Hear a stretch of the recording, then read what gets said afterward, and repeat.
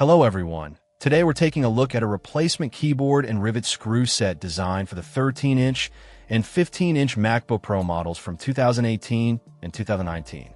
Specifically, we're talking about the A1989 and A1990 models, covering EMC numbers 3214, 3358, 3215, and 3359. If you got a MacBook Pro from this era with a failing or damaged keyboard, this could be a lifesaver. The kit includes a US version keyboard and 40 replacement Rivet screws. It's important to double-check your MacBook Pro's model number before purchasing to ensure compatibility. The product description lists the compatible models, including the mid-2018 and mid-1913 13-inch A1989 models like the MR9 Q2LLA and MR9 R2LLA, as well as the MV962LL, MV992LLA, and MV982LLA.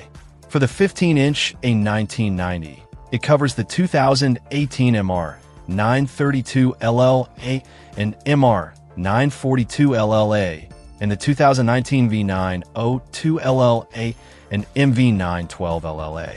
Now, a word of caution. Replacing a MacBook Pro keyboard isn't a simple task. It requires a fair amount of technical skill and patience. The manufacturer even advises that it's not recommended for inexperienced users.